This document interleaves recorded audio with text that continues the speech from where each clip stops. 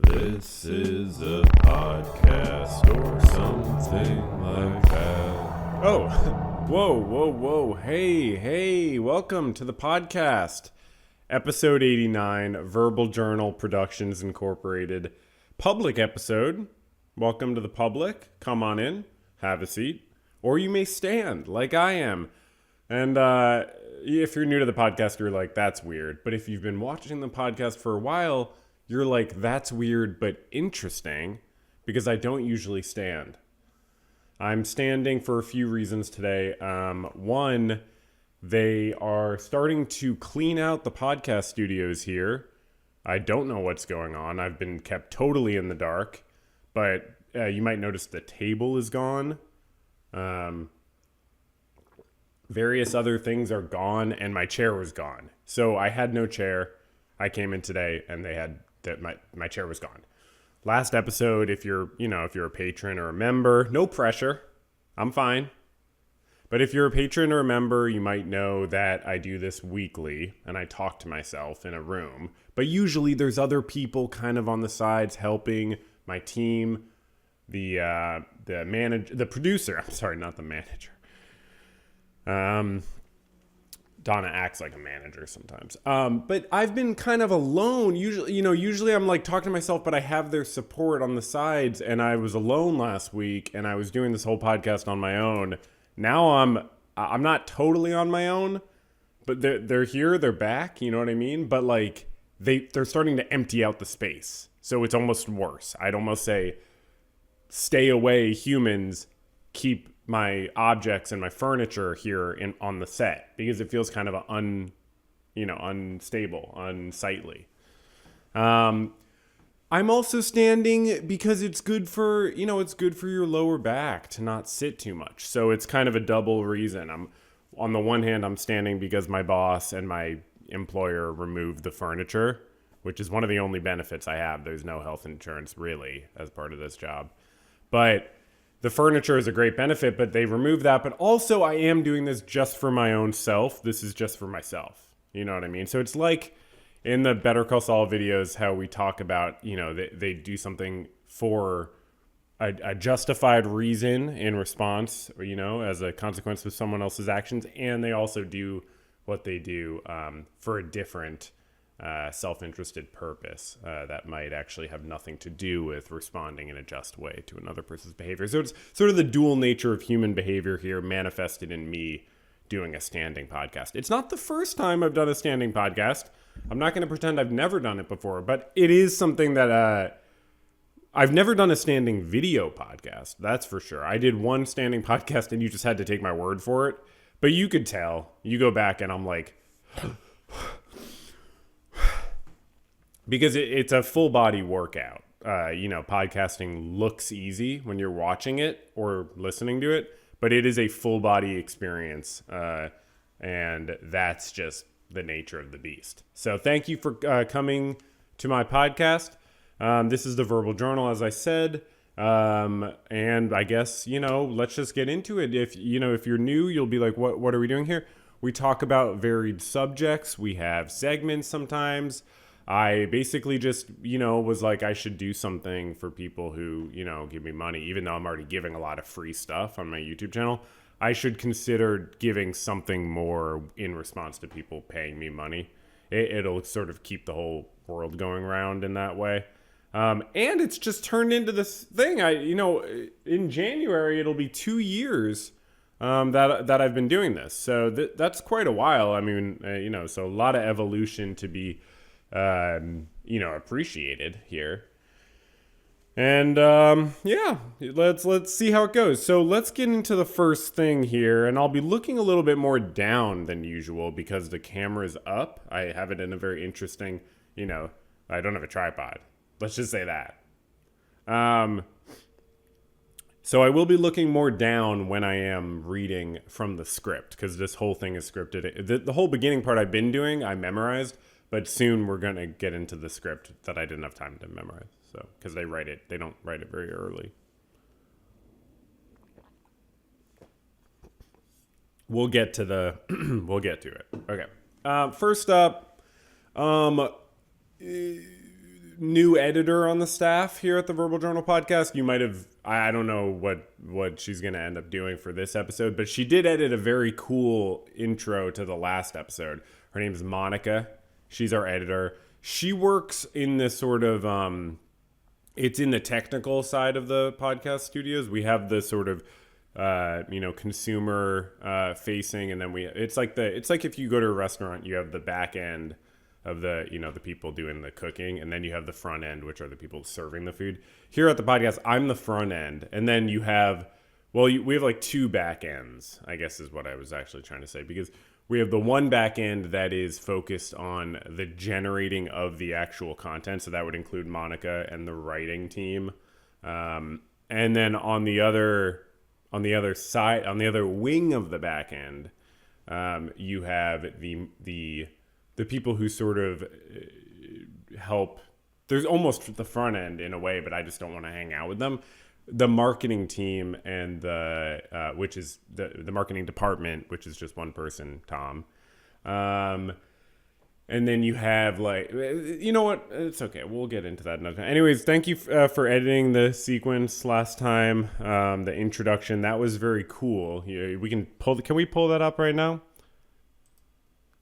I have to pull it up. Okay, so this is it.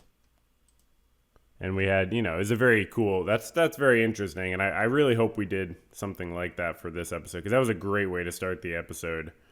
And I think we're just going to, appreciate that, because that's never been done before. You might be looking at that and like, has that, that seems kind of obvious to do basic editing, but we'd never done that before. So thank you, Monica. Very interesting to kind of edit the sequence like that.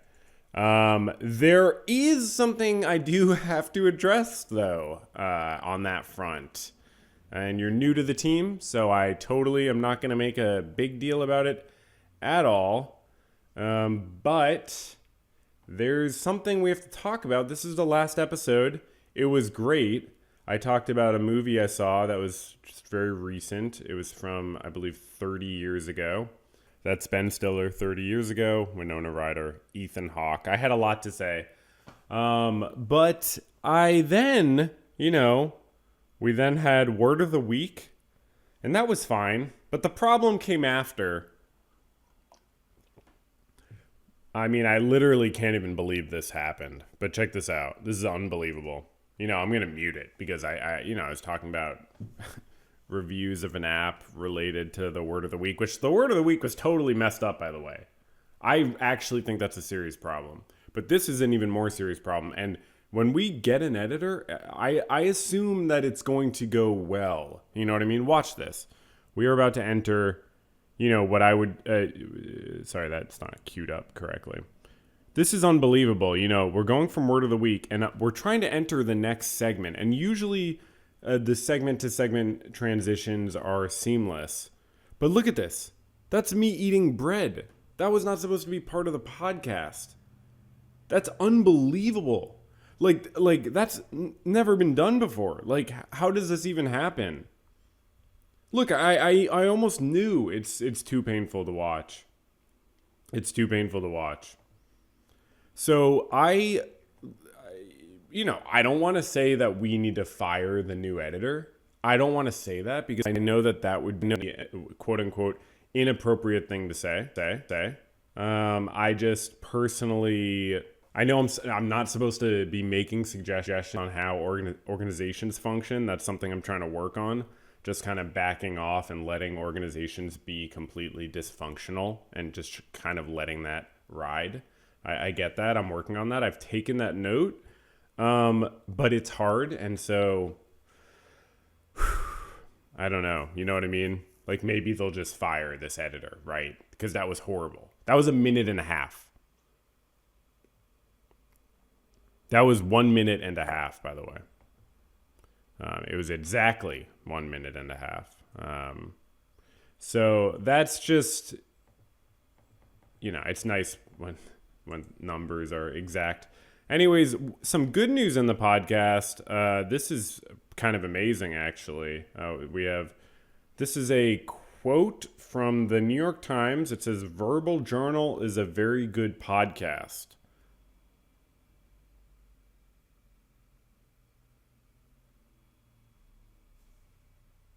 think they're stupid? That's not real. That's not real. I'm sorry. I don't know. That's totally not real. Sorry about that. I don't even know what's going on. I hadn't seen that. I thought it was a real quote, and I'm beyond disappointed. I have chills. Wow. That's fake. There's no context for that article. Find me that article. That's made up. I mean, it looked very convincing. I'll say that. Okay, we'll talk about this. I've gotten a lot of letters that I'm not using the Stanley Cup anymore. I know I made a big thing about my Stanley Cup and how I owned a Stanley Cup, and I was sort of representing people, and especially men, who feel like they have to live in the shadows just because they have a Stanley Cup and enjoy it. And I do know that when I started using this other cup last episode, people got really activated. I sort of didn't realize at first how it would go, but we got a lot of messages and letters. By the way, right into verbaljournalpodcast@gmail.com. We'll try to get to those. We get a lot of mail. But a lot of people were super upset about the lack of the Stanley Cup, and I am sorry about that. I definitely recognized that was shocking to just see me using a different water bottle. Yeah. The reason, besides, just ultimately submitting to shame, the reason was largely that I just kind of don't trust it. Like, it feels overwhelming. I started to have negative associations with it. It just started to feel overwhelming and sort of, I like to be in control when I'm drinking water, in general. So I don't know, just something about it was a little overwhelming. Okay. And that's pretty much was that all the intro? Will those be broken up into separate segments? I'm not sure. I don't make all those decisions. I make some of them. Next up, we are going to get into a somewhat more legitimate and sincere segment, which is, notification.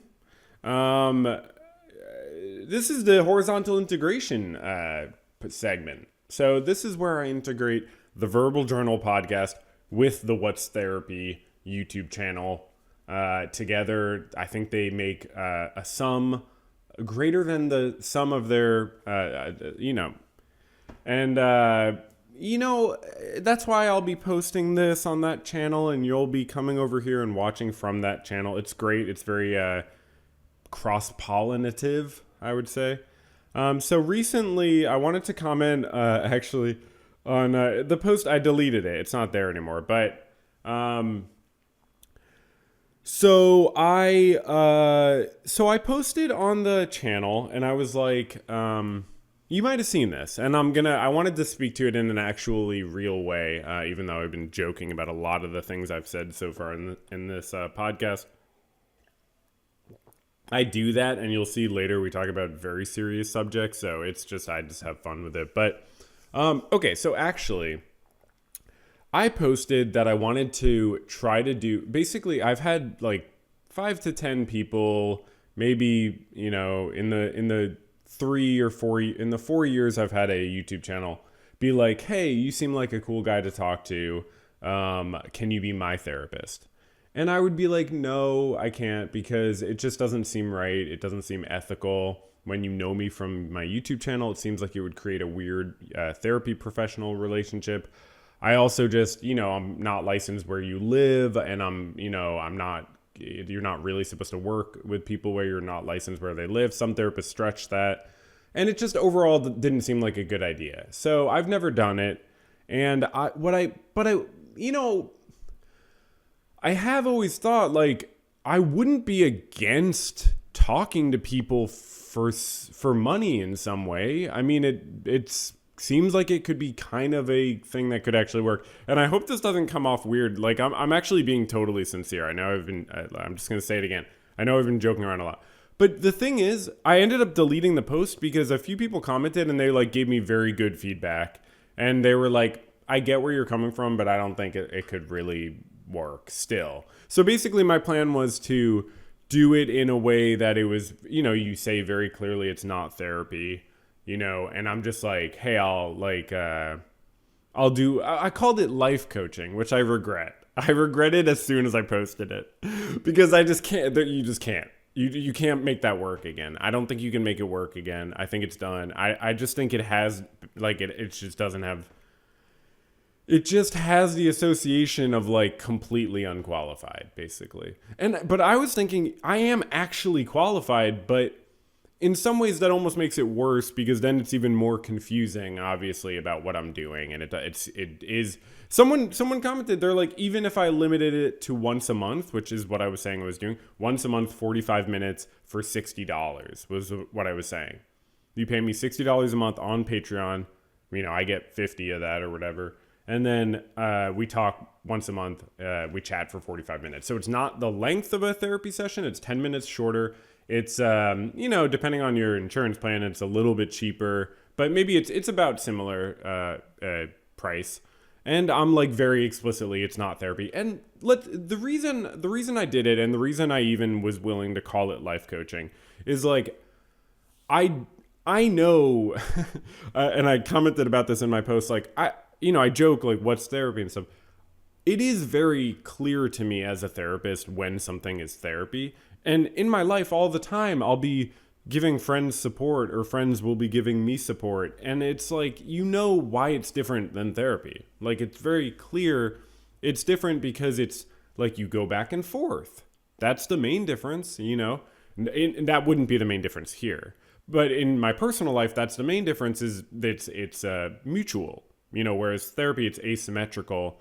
In this case of what I would be doing as a, whatever, like guy you chat with basically, or life coach, is it would be asymmetrical, but I would be not in my capacity as a professional therapist. I would feel more comfortable, like, I don't know, like just swearing or like just like talking about things that I think might be interesting, but also I don't know, kind of like using lesser judgment in terms of, certainly not conceptualizing the person I'm talking to. Like, that's the main thing. I'm not like building a conceptualization of like what this person's problems are. But that's why I shouldn't have called it a life coach, because if you're doing a life coach, you basically are like, I've read what life coaches do, and they're just using different words basically. Like, and then they're saying they will refer out if ever something is serious enough. But the problem with that is if you're not a trained therapist or a counselor of some kind, you probably can't really identify when you need to refer out. That is an actual problem. But I knew that I would, and I knew I would be able to be like, oh, this is too serious. Like, I can't help you with this. But that being said, I totally agreed. And that's why I deleted the post after like under an hour. I guess I was feeling whimsical and wanted to try it, but I got a few really good comments. I'm sorry for deleting the post because I deleted like one or two really well thought out comments, and I'm sorry about that.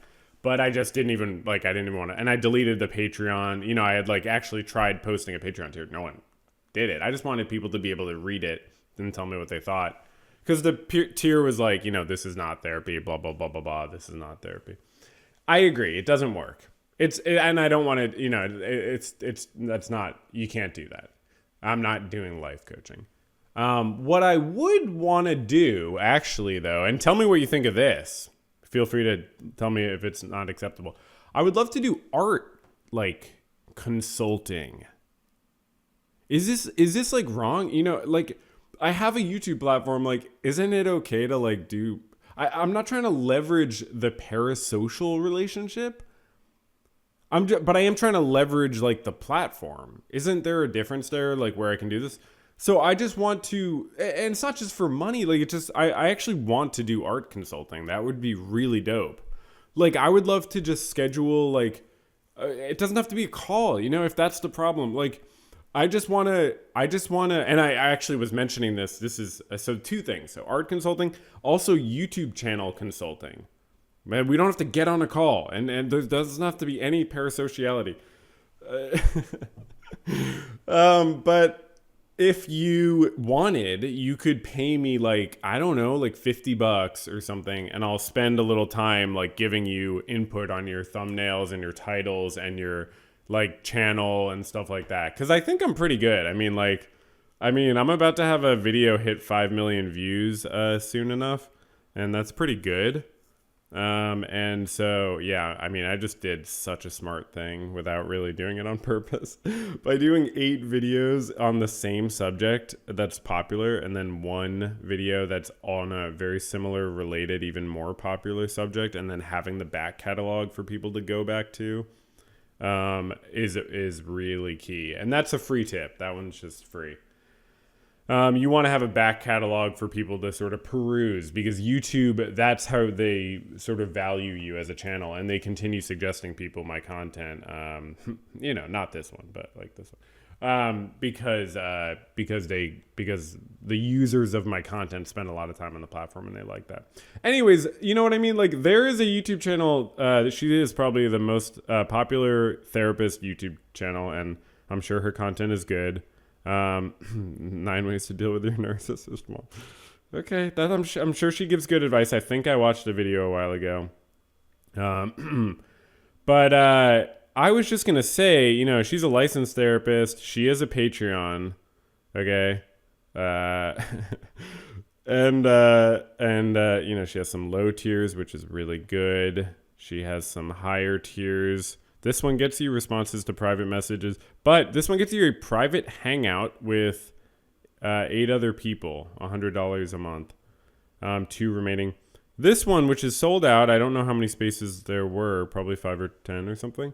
This one is for, or less, who knows, $250 a month. You get a 1-hour private hangout to talk about all things mental health. It's a conversation that specifically addresses your personal needs, but please note this is in no way meant to substitute individualized therapy. So just to be clear, I said a lot more. I said a lot more in terms of making it clear that it was not therapy, okay? And in my mind, calling it a hangout is kind of strange also. But regardless, that's $250 a month. That is more than 4 times what I was going to be charging. So I'm just saying, let's just be clear for a second on the ethical standards that I am very willingly holding myself to, because realistically, it seems like, I don't know, the most popular therapist on YouTube seems to think it's okay. I don't know if I agree. That's a lot of money. And you could say that's leveraging your platform and your parasocial, but then you could say that's what everyone does. But anyways, I agree. I totally agree. I don't want to, for purely selfish reasons, I don't want to deal with that. It's weird. So if you want to pay me, let me know, because I'm not going to post a tier again. I'm not going to go and do it until I really feel like there's anyone who actually wants it. But if you would want to we don't have to do a private call. I could do a consulting on writing a video essay you have, or music, or painting or something like that, or performance, or just a concept. And if you want me to spend an hour thinking about it, you could pay me on Patreon. I don't know. Is that weird? Who cares? If you have money, I don't want you to be destitute and giving me your grocery money. I'm just saying, this is, I'm trying to facilitate the transfer of wealth in a way that might be, mutually beneficial for everyone. It's not capitalism if I'm exploiting myself, right? Anyways, that will be cool. So whatever, just let me know what you think about that. I guess. Fake quote. So I watched a movie recently. I've been trying to talk about movies when I watch them, because, I just have a bad reputation for a media channel on YouTube where I don't actually know anything about media. That's something people will constantly say about me. They're like, that guy actually doesn't really watch any media. He doesn't really understand the media that he talks about, and he just doesn't know anything about media. That's something I hear a lot. Well, I watched this movie. It's called The Color of Pomegranates. It's an Armenian movie from 1969. And it was really good. It was very interesting. I definitely recommend it if you haven't seen it. It was super fun. So It's basically a story of this guy's life told in poetic, parable, sort of abstract performance art, theatrical form. And this and their life together, and this is, I believe, during sort of the part where in a parabolistic way, he is a monk of some kind, a Christian monk of some kind in Armenia, I guess. And she is sort of tracking him down after he ran away from their union. And she is trying to woo him back. Or this is after that when it's gotten more complicated. But it's a very interesting story, and it was very cool. And I don't know, I feel like my brain is getting better at like understanding performance art and like theatrical art. And it's just like, whoa, hey, buddy, chill out, dude.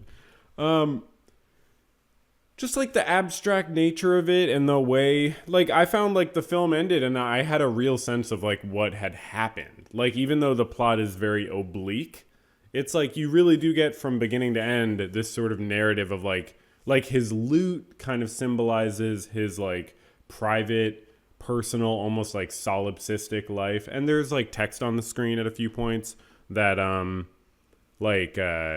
sort of explains things a lot also. And it's like just telling you about how like at one point it says something like, they thought that their love would bring them or like they thought they were on the path to love, but it led only to death or something.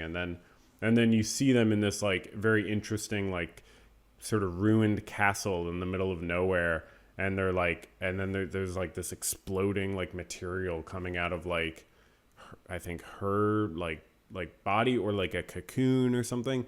And I'm sorry, it's about to get, I guess, trigger warning of mentioning some heavy subjects, but I read it as they had lost a child together, and something horrible had happened in that way. And then it was like they were reacting to that trauma by he ran away from the relationship. Like, I could be totally wrong. I haven't read it would be interesting to see if I'm right about that. But it was just like certain plot points seemed like they came through even through like the metaphor. I just, I don't need to look it up. But it's a very, I guess, controversial. Soviet censors and Communist Party officials objected to the stylized poetic treatment of this person's life. Oh, was it who was it about? The 18th century Armenian poet. Oh, I'm sorry. It's about a real person. Wow.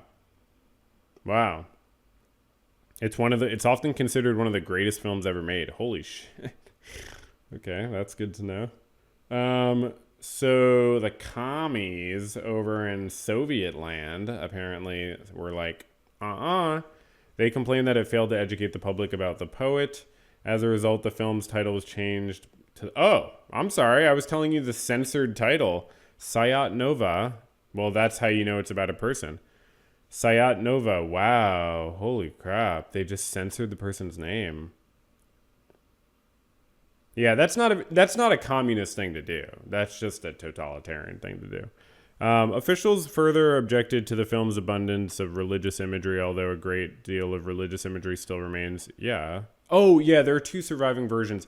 There was a Russian version. We watched the Armenian version, me and my friends, which I believe was like 10 minutes longer or something. Originally, the State Committee for Cinematography in Moscow refused to allow distribution of the film outside of Armenia. So that's just crazy. I mean, yeah, I'm all for big government when it comes to like healthcare or something, but not for cinematography. Okay, yeah, I'm sorry. It's 4 minutes shorter, the Russian version. Wow. Yeah, me and my friends did not know any of this shit. We didn't know any of this. We're like, oh, it's like an interesting like Russian or no Armenian film or something. Anyway, so great film, very cool, and we do have a word of the week this week. Okay, are you sure it's not going to be some weird one like last week where it was a branded name? I mean that was just unconscionable to have a branded name be the word of the week. It totally took me out of the flow. People can watch back if they're members and patrons. Okay, I'll pull it up. Okay. All right, so we got the word of the day. It's Coriolis, and I'm just going to make sure I have that pronunciation right because we've had a lot of issues on that front. Coriolis. And there's a song I like that has this word. It's by Fever Ray, I think. Oh yeah. Actually, yeah. One hit. Oh, wait, hold on. Oh, no, The Knife. I'm sorry. Fever Ray, I mentioned in my Breaking Bad video, actually. Wait, hold on. I just, I mentioned Fever Ray. The Knife is the band that Fever Ray was in before. Hold on. It's going to trip it up. Whatever. I don't want to trip up the censor, but they go, like the Coriolis.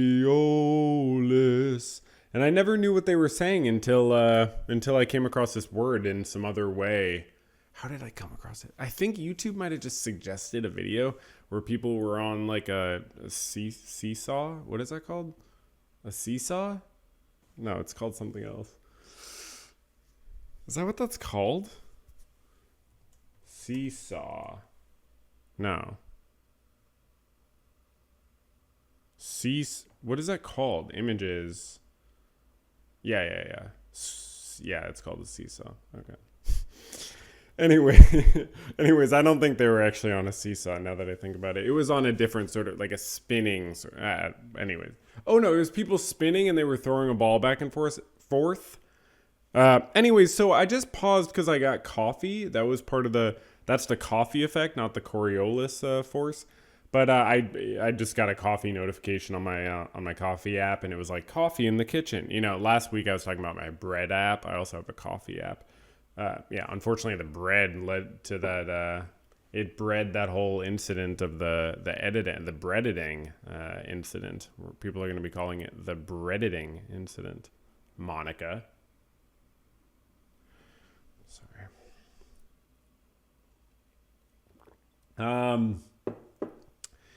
In physics, the Coriolis force is an inertial or a fictitious force. I don't want to learn about fictitious forces. Teach me about real forces.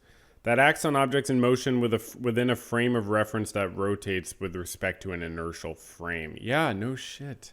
Okay, anyways, let's move on to the main segment, which is women in chess. And this is a Lee Chess blog. And it says, "How has the women's chess year gone as expected?" Because it was sort of the year of women in chess. Because women, honestly, in chess, as a chess fan and chess enthusiast, people are working very hard to make chess a actually inclusive game. Because historically, it's been like in gentlemen's clubs and it's been like male-dominated spaces that are super weird and awkward for non-men to be in. And unfortunately, even streaming chess for a while, which I did, it's like, I realized after a while, it's like, I don't want my whole fan base to be chess fans. Like, it was good that I had some people from YouTube coming over. It's like, I'm a chess fan. I get it. I'm weird too. But like, it's like, chess needs to appeal to a broader range of audience rather than like just dudes. You know what I mean? So it's really important that, for one, chess tournaments don't tolerate the most egregious behavior against women, which women and girls, unfortunately, all experience at chess tournaments, like disgusting behavior from dudes. So that's the first level, just like kind of removing the knife, from just like creating an inclusive space. But then also probably, funding more programs for women and girls to be supported in chess. Basically, it's hard. Like all the, a lot of the times the coaches work with the men. It's a interesting social issue because I do believe eventually women will be as good as men, because there have already been some women. Ho Yifan is she still the women's world champion? I think she is. She's really good. And then she plays in super tournaments with men once in a while. Judith Polgar has beaten Magnus in the last couple of years. She's a retired professional, but her daughters are chess professionals. I don't know if they're GMs or, so women are like a few hundred ELO behind, and that's like a significant amount, but I think it'll be bridged eventually. Even some women chess players think even that there are fundamental differences, and there are fundamental differences, I guess. I mean, there are some differences between men and women fundamentally. So could some of those differences play into, and those differences are more like, I guess, statistical than definite, but generally and statistically, yeah, there are differences. Could those differences play into, whether it's chemical differences or just differences in hormones or how we function? I don't know. Yeah. Or like our bodies, or how we exist when we have to sit for 6 hours. I don't know. It's possible. But why would that difference really be that significant given, a less completely prohibitive space that chess often is? Like, it's also like not just that. It's not just that. It's that women are forced to do a lot of free labor in our societies, which takes up a lot of their time where they could be studying chess openings. Like, chess takes a lot of studying to get better. I'm like 1400 ELO, 1300, depends on which website or, in person or whatever. That's great compared to people who don't play chess, and it's horrible compared to people who are great and have a natural affinity for chess, which I don't even know if I do in some ways. But you can learn, and you can, anyways, whatever. It doesn't matter. Well, we're trying to read an article here. You know what I mean? Expectation: 2 new women would become grandmasters. So grandmaster is a significant, there's only like 2,000 or something grandmasters in the world. You have to reach a really high rating and win or get a lot of tournament points.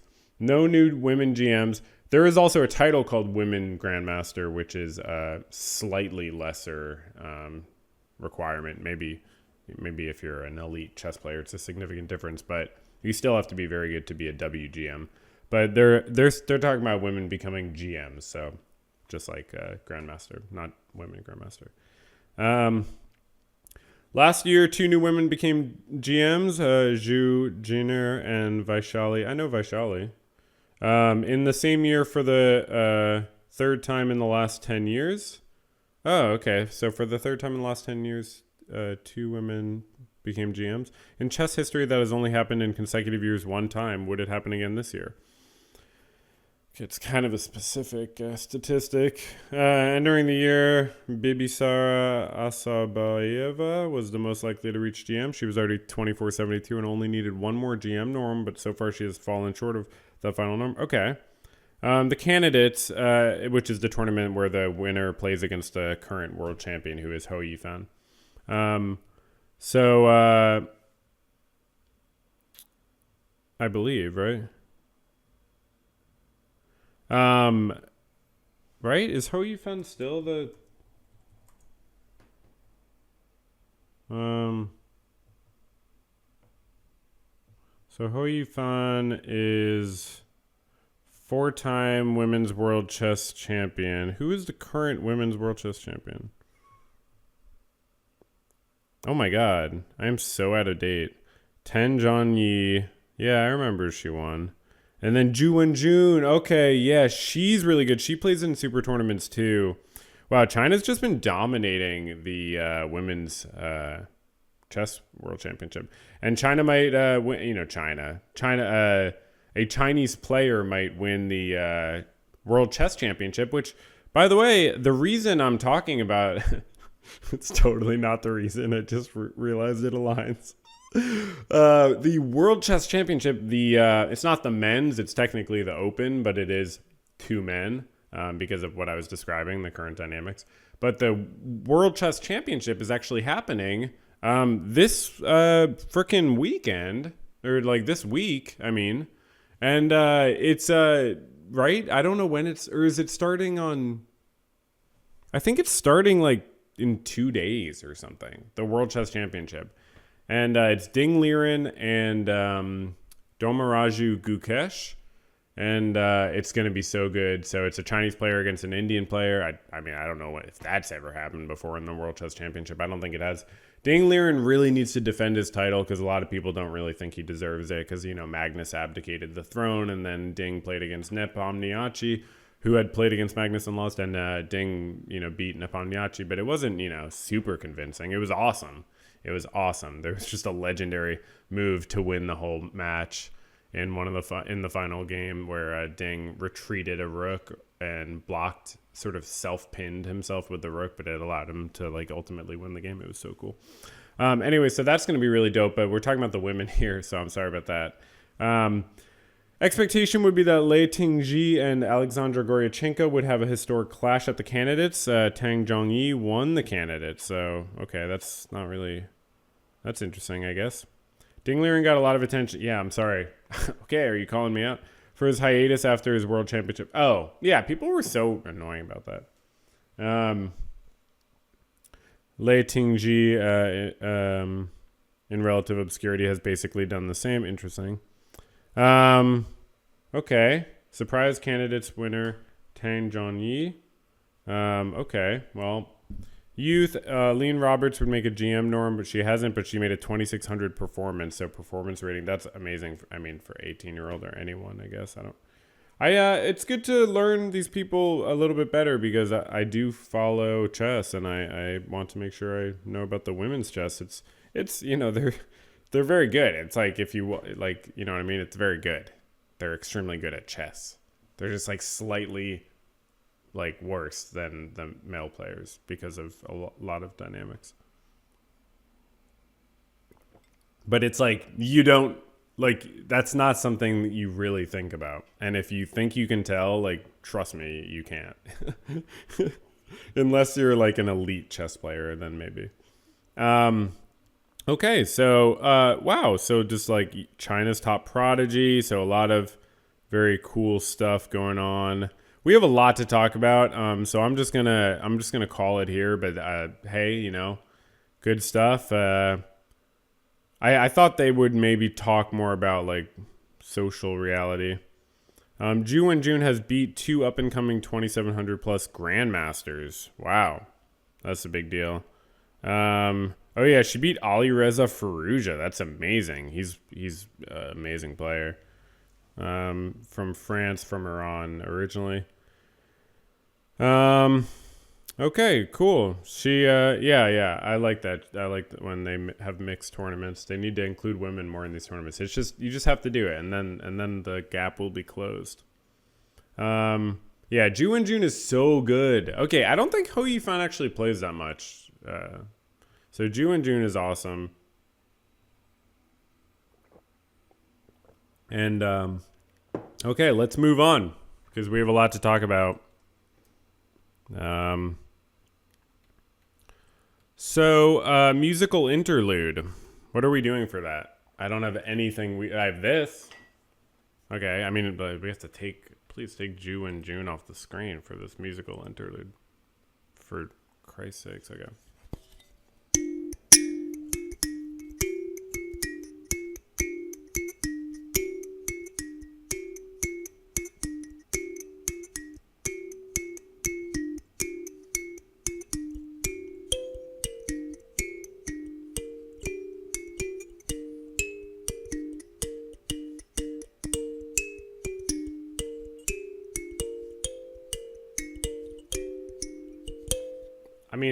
I mean, I could just do that, right? Could we do that? Is that the musical interlude?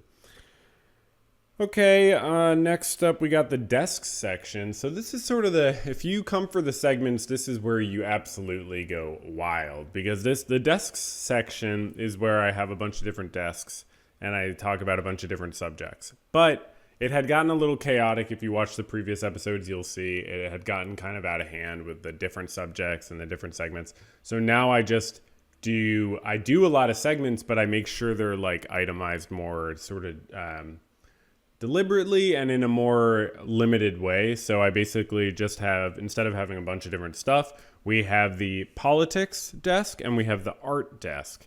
Everything is either politics or art. That's sort of the idea here.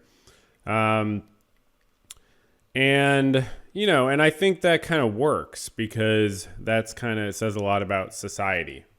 We get a lot of comments. Hey, that says a lot about society. And I say, thank you. So let's pull up the first desk, which is technically a politics desk.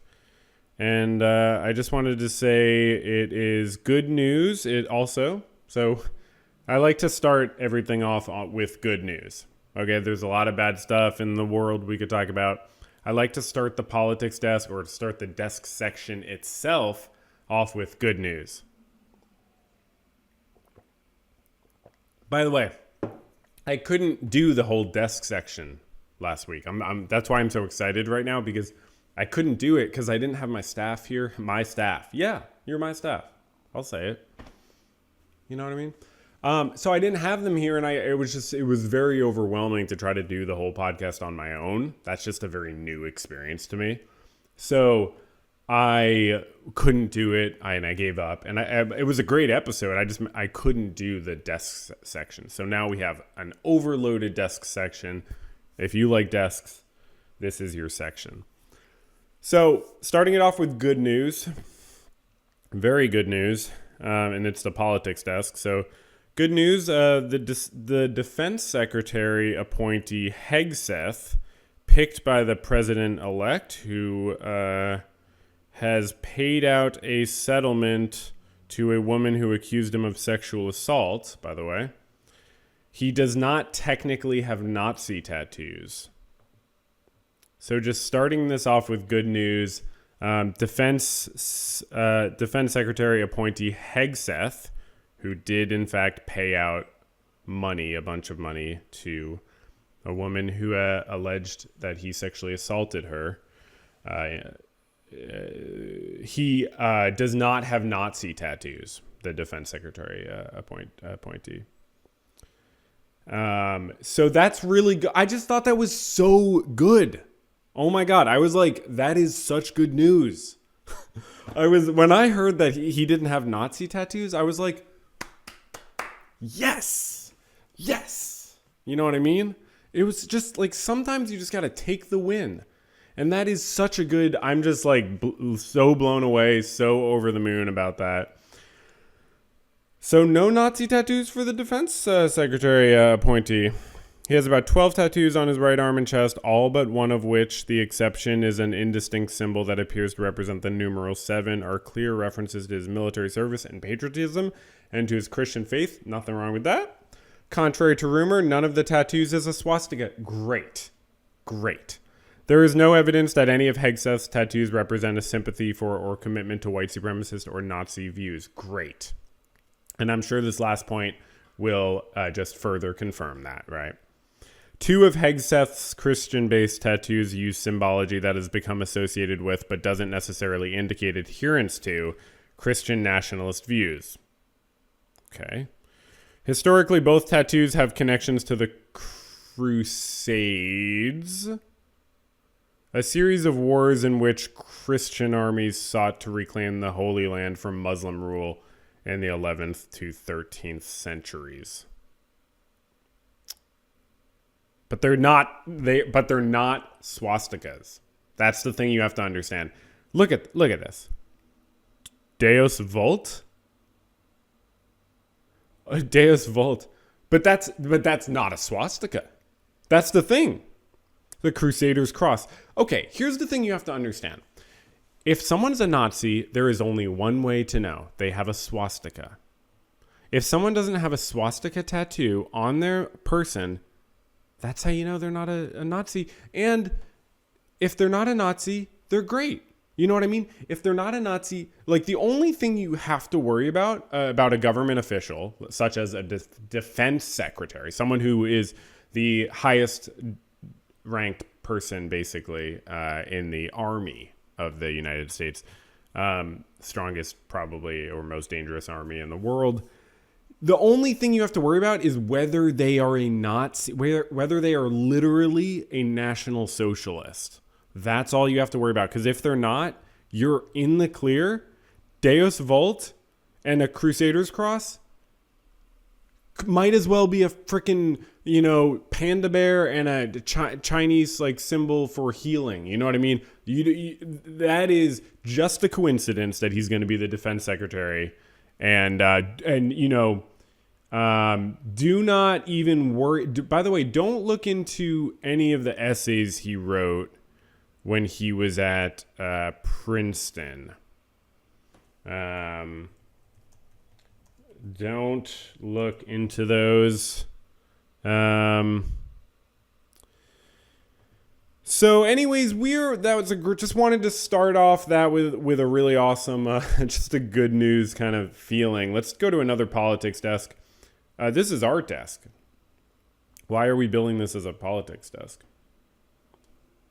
U.S. authorities return antiquities valued at $10 million. Everything is either... now I'm getting a notification. It's a politics desk? Why are you texting me that, Donna? It's an art desk. Everything is one or the other, and this is an art desk. U.S. authorities return antiquities valued at $10 million to India. The repatriated artifacts, 1,440 in all, included pieces that had passed through the New York galleries of Subhash Kapoor and Nancy Weiner. I believe they are criminals. Am I wrong? Let me see. Let me just double check that so I'm not spreading. Traffickers. Yeah, they're traffickers. Yeah. Famous criminals in the art world. So good. Giving back those artifacts. I mean, can you imagine like when you're in a museum looking at these, I hate these artifacts. I mean, I hate looking at these artifacts in museums. I really do. They're amazing artifacts, but I cannot enjoy them in museums. And when I go to museums, I just look for the paintings, frankly, and the sculptures, blah, blah, okay, I like the sculptures too. And then, and the other stuff, the photography. But I'm just, personally, I like the paintings the most. And I don't want to look at this in a museum. Where did you get this? Give it back. Why do you have this? No, it's just, I don't, it's just weird to me. Anyways, next up we have, that wasn't, I'm not going to always have the most insightful thing to say, about every single subject. So next up we have the politics desk. Australia backs Palestinians' permanent sovereignty at UN in significant foreign policy shift. I just thought this was kind of interesting. In a recent vote at the UN regarding 2 draft resolutions, Australia, made a shift, breaking with the U.S. and Israel. And that's good. We always like to see people and systems and countries thinking for themselves. The draft recognized the permanent sovereignty of the Palestinian people in the occupied Palestinian territory, including East Jerusalem, and of the Arab population in the occupied Syrian Golan over their natural resources. So so look, you can criticize the UN if you have a better recommendation for how we should be implementing international law. I'd love to hear it. And if you think there should not be international law, I disagree. But I think there needs to be international law. So that's why you have organizations like the UN and the ICC, which the U.S. has not ratified has not joined ever since like 2003. I wonder why. But you do have to have some international law. So at the end of the day, they're just recognizing as a world, hey, the Palestinian people have sovereignty and the right to their resources of the land they live on. And this is to try to stop Israel from stealing and killing all of them to steal that land and territory and resources. So good job, Australia. 159 votes in favor and 7 against, including the U.S., Canada, and Israel, with 11 abstentions. So 159. So imagine that. Isn't that crazy that 159? So the vast majority of the world is like, this is horrible. What's going, not necessarily, this is just one vote, but like, this is how every vote goes. Imagine if there just wasn't a UN Security Council, or there was like a more democratic way for the UN to function. I mean, the US, it's crazy that we get away with all this stuff.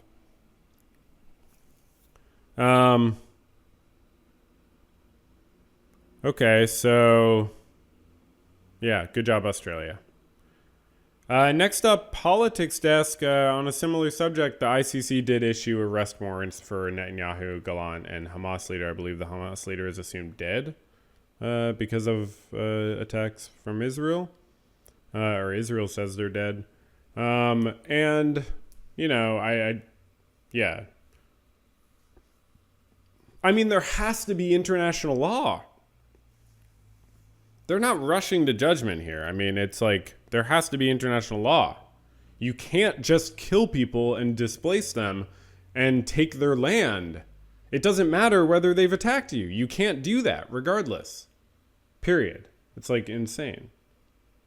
Let me close some windows here. I'm sorry, Pete, Art, Australia. Okay, so yeah, that's just my, opinion, Next up, we got the politics desk. We got more politics desk. Sorry about the not being scrolled correctly. Democrats join 2024's graveyard of incumbents. Governments across the world are struggling in the period of economic and geopolitical turmoil. This is just really interesting if you didn't hear about this.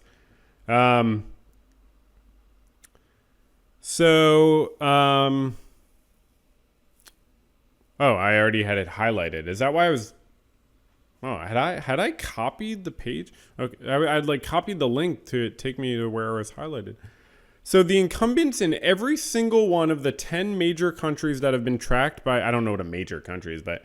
the countries that have been tracked by ParlGov Global Research Project and held national elections in 2024 were given a kicking by voters. So the incumbents in all 10 of these countries...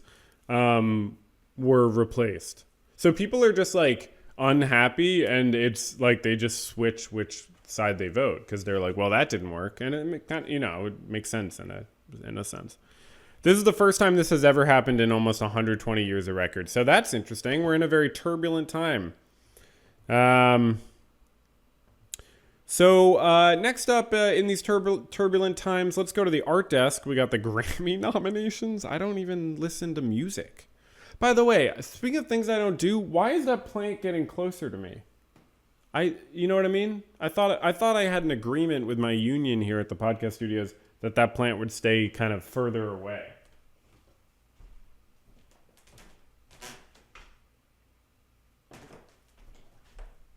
Okay. Anyways, the Grammy Awards. It's yet another banner year for Beyonce, who leads the pack with 11 nominations, extending her career total. Okay. Who's nominated? I don't even know if I know any of these. The Beatles?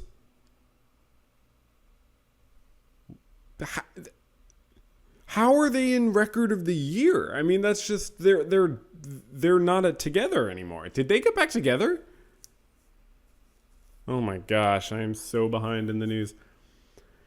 It's going to be a long episode, I think, because we got a little bit more. The Beatles, the Beyonce, Billie Eilish, Chappell Roan, Charlie XCX, Kendrick Lamar. That was an album? Taylor Swift featuring Post Malone Fortnite. And it's spelled differently. I don't know. I mean, I know Not Like Us. I didn't listen to any of the other stuff. I've heard a little Chappell Roan, I think it's pronounced. And I don't know what's the Beatles. Andre 3000, yeah, that was his flute album, right? I enjoyed that a lot. That was great. I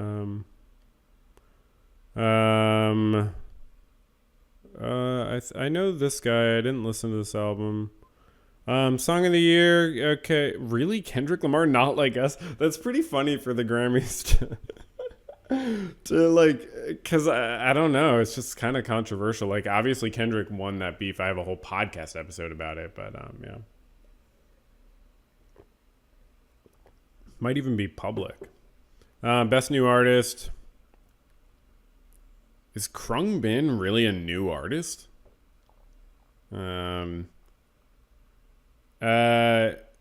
Okay, I don't know, I don't know. We're good. That's enough. Next up we have the I believe the politics desk. The Guardian quits Twitter, citing racism and conspiracy theories. So, British news publisher The Guardian said on Wednesday it will no longer post to X, or Twitter, also known as Twitter, citing disturbing content on the social media platform, including racism and conspiracy theories. And I will tell you, as a user of Twitter in the past, it was very clear when it changed. Because, like, there's always people saying bigoted things, but, like, now they can have, like, not premium accounts. What's it called? Where it used to mean that they were actually, like, verified, but now it means absolutely nothing. Whatever that's called, where they paid for it. Like, and then they'll have, like, thousands and thousands of likes sometimes. Like, bigoted stuff, like, hateful stuff. It's actually wild. The left-leaning Guardian, which has 10.7 million followers. Yeah, it's left-leaning. Reuters, if the Guardian's left-leaning, Reuters is right-leaning. I mean, and Reuters is closer to unbiased than the Guardian, I would say, but only a little maybe. Becomes the first large UK media company to retreat from the platform that billionaire Elon Musk purchased in 2022. Critics say Musk's hands-off approach, hands-off. Yeah, that's one way to put it.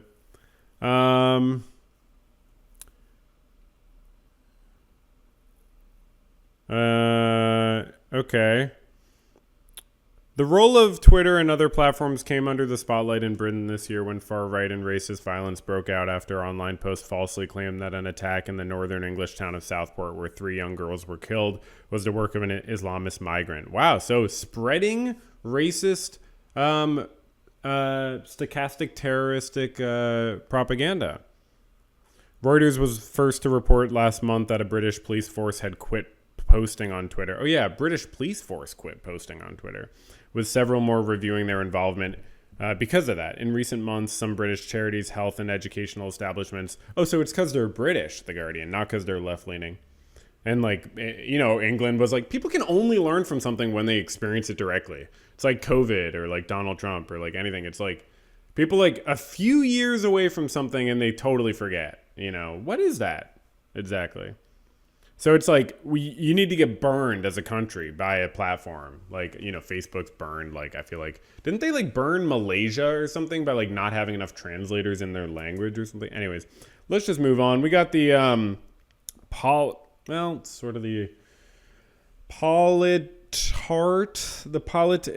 art desk. It's from the art newspaper. The arts should be recognized as a key part of what it means to be human, argues a new publication. An urgent treatise on the decommodification of culture by the professor of cultural economy, Justin O'Connor. Am I going to read this right now? Oh, it's about the UK.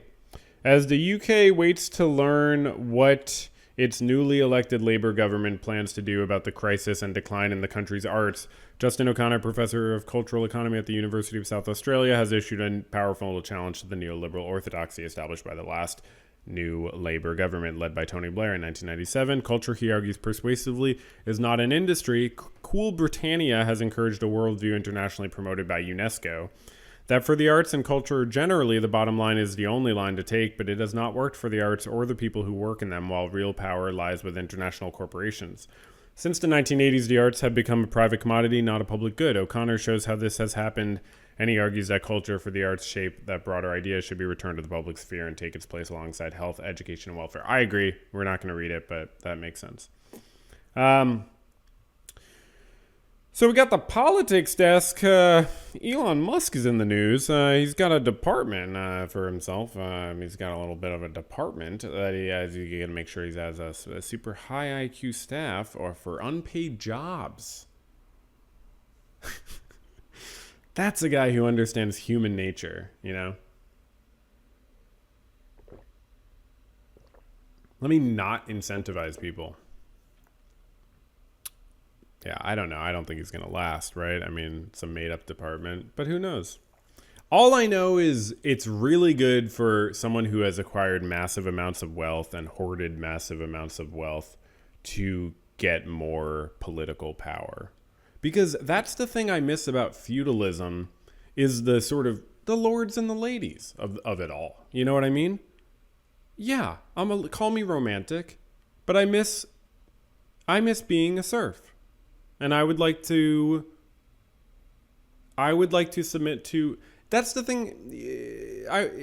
Capitalism, just unfortunately, it doesn't always feel like they're the lords in the same way. So I like someone like Elon Musk who's willing to say, you need me to lord over you, you pathetic serfs, in so many words.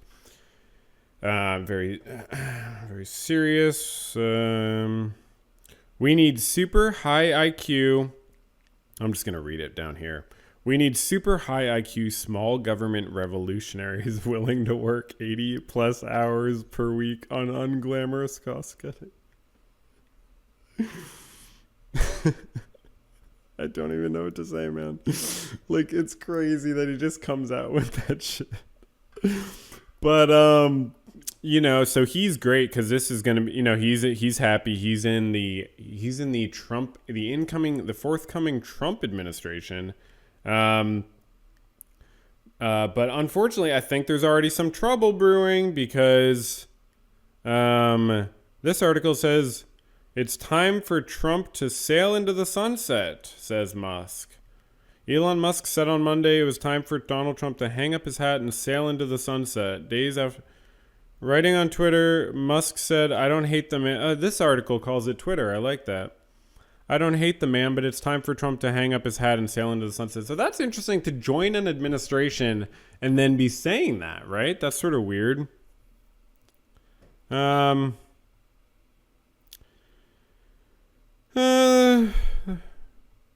It's just interesting. Musk's remarks were in response to comments Trump made at a rally. Musk said the other day, I never voted for a Republican. I said I didn't know that. He told me he voted for me. He's another bullshit artist, but he's not going to be buying it. Twitter. So this is an old article. Why am I reading this? This podcast is so dysfunctional. I should honestly strike. Like, this is old. On Monday, Musk added that if DeSantis ran against Biden in 2024, then DeSantis will easily win and that Trump would be 82 at the end of the term, which is too old to be chief executive of anything, let alone the United States of America. Wow. But this is 2 years ago. This is 2+ years ago. So they've patched it up. It's like, grow up. You know what I mean? Like, they've patched it up. Unfortunately, Brazil's first lady insulted Elon Musk at a recent G20 social event, which I wasn't even invited to. Brazil's first lady. Do we have a clip? Eu queria fazer que esse tema a gente colocou aqui no CRIA. Alô? Uma buzina de navio. É o Elon Musk. Elon Musk. Eu não tenho medo de você, inclusive. Boa! Fuck you, Elon Musk. All right, just wanted to show a room full of people clapping at someone saying, fuck you, Elon Musk. I mean, look, it's too much power for one person. Just, we should tax the rich, maybe in 4 years or something. We'll have to wait on that one a little bit. Next up, we have Politics Desk. Recent climate talks urged the rich countries to support these poorer countries, agreeing for a new target for how much richer countries, development leaders in the private sector must provide each year to help developing countries finance the transition to greener energy. Because obviously these richer countries have exploited these poorer countries in many cases. Let's see how that went, because this was like a week and a half ago. Oxfam, a significant organization, the International Climate Change Policy lead, said that the verdict was terrible to COP29, in which rich countries agreed to mobilize $300 billion a year. So they wanted $1 trillion. Is that what the article I just closed said or something? Wait, what did it say actually?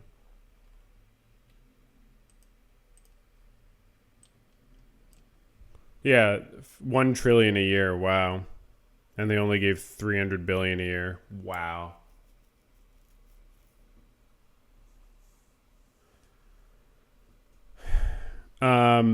Like, it's really serious, y'all.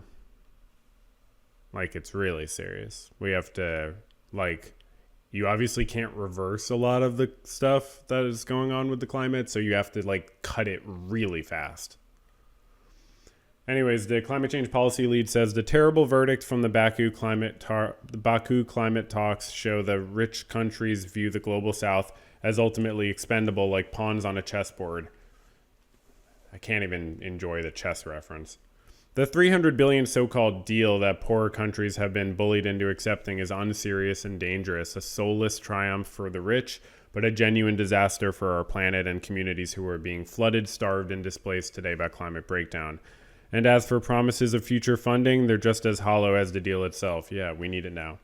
The money on the table is not only a pittance in comparison to what's really needed, it's not even real money by and large. Rather, it's a motley mix of loans and privatized investment, a global Ponzi scheme that the private equity vultures and public relations people will now exploit. The destruction of our planet is avoidable. But not with this shabby and dishonorable deal. The richest polluters need to wise up and pay up. So that's a good point. Next up, Art Desk. Sotheby's agrees to pay New York $6.25 million to settle art sales tax fraud case. That's nice. Sotheby's has agreed to pay. That's what the headline said. The auction house helped collectors in avoiding sales tax on high-value art purchases. Wow. Sotheby's accepted fraudulent resale certificates from at least 8 collectors, enabling them to skirt New York State's sales taxes on artworks worth tens of millions of dollars. Like what?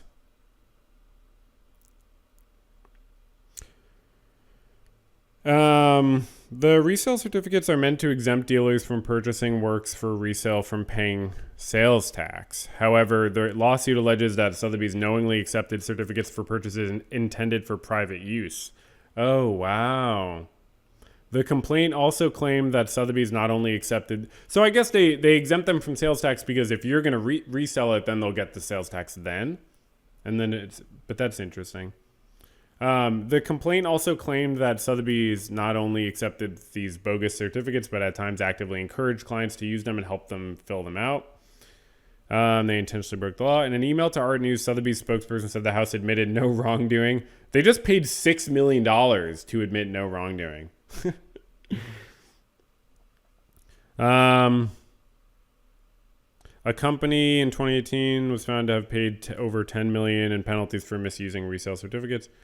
Wow, Sotheby's recently closed a $1 billion investment deal with the Abu Dhabi Sovereign Wealth Fund, ADQ, $800 million of which the company said will go towards cutting down the house's $1.65 billion debt load in the first half.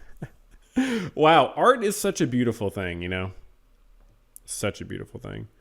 Politics desk. Muslims who voted for Trump upset by his pro-Israel cabinet picks. I don't know how this happened. I mean, Kamala Harris and the Democrats just ran such a bad campaign.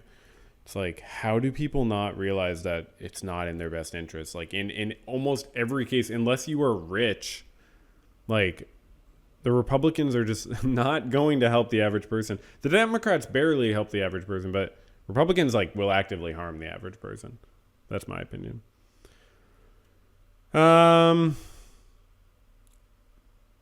Rexinaldo Nazarko, executive director of the American Muslim Engagement and Empowerment Network, said Muslim voters had hoped Trump would choose cabinet officials who worked towards peace, and there was no sign of that. We're very disappointed. It seems like his administration has been packed entirely with neoconservatives and extremely pro-Israel, pro-war people, which is a failure on the side of President Trump to the pro-peace and anti-war movement. I feel like this is an SNL sketch. I'm sorry, man, but are you fucking kidding me? Like it's been extremely clear where Donald Trump's sympathies lie. Like, he has said a few weird, like, random sympathetic things about Palestinians, like, here or there. But, like, you can look at the overwhelming totality and see, I mean, it's extremely obvious that he is such a friend of the Zionists. I mean, Joe Biden literally said he was a Zionist, but Donald Trump and Kamala Harris totally equally. if not Donald Trump even more, like will do everything to support Israel. Like Kamala Harris and the Democrats are at least hypothetically reliant on some degree of a contingent of support from people who support Palestinians and don't want genocide to be taking place. The Republicans, like, they don't really even have to worry about that. And Donald Trump, like, clearly was a Zionist. So, like, I like him appointing Mike Huckabee and stuff and, like, Marco Rubio, it's, like, extremely not surprising at all. So I genuinely don't get how people didn't expect this. It's actually extremely bizarre. And I guess it just, again, speaks to how bad the Democrats were. Gun buyback program, another politics desk to close it out. This is the last one. Gun buyback program in Southeast Michigan aiming to reduce violence. I'm just always interested in gun buyback programs because I think it's crazy that so many people have guns in the U.S. I think it's totally weird and not helpful generally. It's like Chekhov, you know? It's like Chekhov, but in real life. If you have a gun, it's dangerous. It might get used, you know? So over 60 privately owned guns were given back to be destroyed at a gun buyback event in Ann Arbor, Michigan. Over 300 guns have been returned within the span of 6 gun buyback events. People who dropped off a gun were given a gift card or a simple relief. Some people just didn't want the gun anymore. One couple decided to give away an AR-15 that their son no longer wanted. The guns were turned in. They were destroyed, taken apart. Physicians for the Prevention of Gun Violence is helping. I wish they said how much the people got. That's kind of weird that they didn't say that. But I think that's a great idea. You just have to give people, just money. I think that's a great idea. The government, I would love my taxpayer funds to be used for that. Whatever the price is, you offer money. And I think that's a great idea. You make it so people just give away their guns. And, some people wouldn't, of course. But I don't think you can bust down their door and take their gun. So, you just have to do the best you can do. So great. So that was pretty much the podcast episode. Should I give a little shout out to the YouTube members and maybe the patrons? This will kind of incentivize more people to give me money if I do this. Well, first let me see if anyone wrote into the mailbag. We've been getting a lot in the mailbag. Let me just unfurl the mailbag into mine eyes. And we do not have any messages. So, okay. So next up, we're going to but feel free to write into verbaljournalpodcast@gmail.gov, at .com. Jesus Christ.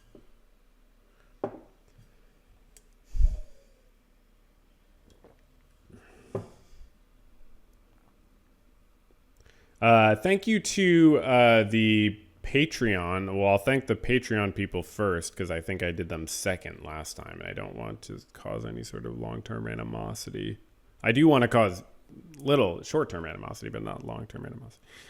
Thank you, Minus, MT, Caleb, Emily, Miranda, Ruben, HP, Ibnomad1, Oliver, MK, Matt, Scott, X, Noah, Anastasios, Adobe Cult, Linguist, King, Tom, Stephanie, Verbal Gerbil, Miles, Hugh, Donovan, Redgrove, Elemancy, Platinum, Rabid Dog 008, Jen, Ian, Russ, Irene, MJ, Gaff45 or Swit, Ryan, Madeline, John, Mr. Moxie, Brent, Molly, Kyle, Ashley, Jack, Scott, Luca, Isaiah, Gunther, Thulusaurus Rex, Miles, and User.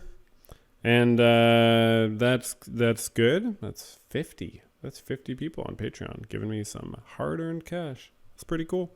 And then on YouTube, thank you to Matthew, Simply Snaps, Jasmine, Eva, Sadie, Jifa, Jaden, Trusty Ghost, Hollow Moon, Pit Inhabitant, and 39% Weird. So there's more patrons than there are members. So if you want to even that out, you can become a member. If you want to further the divide and join the side that's winning, you can join the patrons of the Patreon. So that's pretty much what a podcast is. I do these and I'll just keep doing them weekly. Hope you enjoyed watching and have a good time and have a good rest of your week. And maybe, become a member, watch the old episodes and stuff like that. You can just, scroll back and watch all of them and they're fun and stuff. Whatever. They want me to thank the staff now is apparently something I'm supposed to do. Thank you to the staff. They said if you're going to complain about them not being there, you have to thank them. I'm like, So, thank you. Okay. But goodbye. This is a podcast or something like that.